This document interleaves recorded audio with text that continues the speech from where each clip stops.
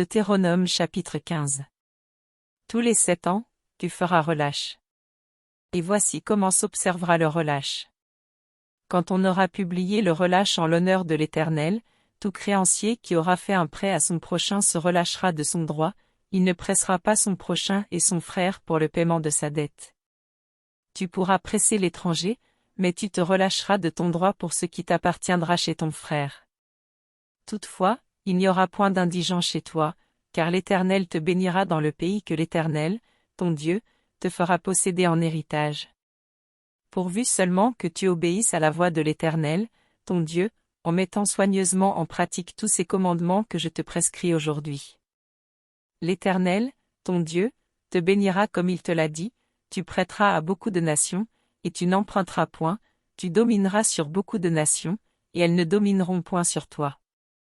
S'il y a chez toi quelque indigent d'entre tes frères, dans l'une de tes portes, au pays que l'Éternel, ton Dieu, te donne, tu n'endurciras point ton cœur et tu ne fermeras point ta main devant ton frère indigent.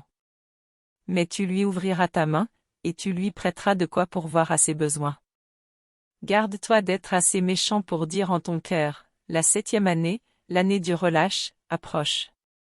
Garde-toi d'avoir un œil sans pitié pour ton frère indigent et de lui faire un refus. Il crierait à l'Éternel contre toi, et tu te chargerais d'un péché.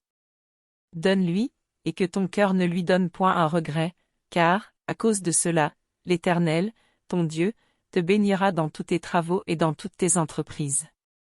Il y aura toujours des indigents dans le pays, c'est pourquoi je te donne ce commandement, tu ouvriras ta main à ton frère, au pauvre et à l'indigent dans ton pays.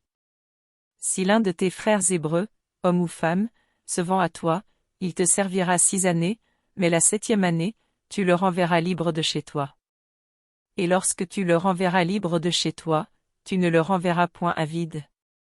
Tu lui feras des présents de ton menu bétail, de ton aire, de ton pressoir, de ce que tu auras par la bénédiction de l'Éternel, ton Dieu. Tu te souviendras que tu as été esclave au pays d'Égypte, et que l'Éternel, ton Dieu, t'a racheté, c'est pourquoi je te donne aujourd'hui ce commandement. Si ton esclave te dit, je ne veux pas sortir de chez toi, parce qu'il t'aime, toi et ta maison, et qu'il se trouve bien chez toi, alors tu prendras un poinçon et tu lui perceras l'oreille contre la porte, et il sera pour toujours ton esclave. Tu feras de même pour ta servante. Tu ne trouveras point dur de le renvoyer libre de chez toi, car il t'a servi 6 ans, ce qui vaut le double du salaire d'un mercenaire, et l'Éternel, ton Dieu, te bénira dans tout ce que tu feras. Tu consacreras à l'Éternel, ton Dieu, tout premier-né mâle qui naîtra dans ton gros et dans ton menu bétail. Tu ne travailleras point avec le premier-né de ton bœuf, et tu ne tondras point le premier-né de tes brebis. Tu le mangeras chaque année, toi et ta famille, devant l'Éternel, ton Dieu, dans le lieu qu'il choisira.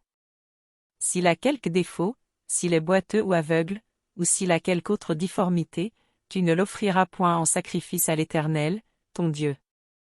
Tu le mangeras dans tes portes, celui qui sera impur et celui qui sera pur en mangeront l'un et l'autre, comme on mange de la gazelle et du cerf. Seulement, tu n'en mangeras pas le sang, tu le répandras sur la terre comme de l'eau.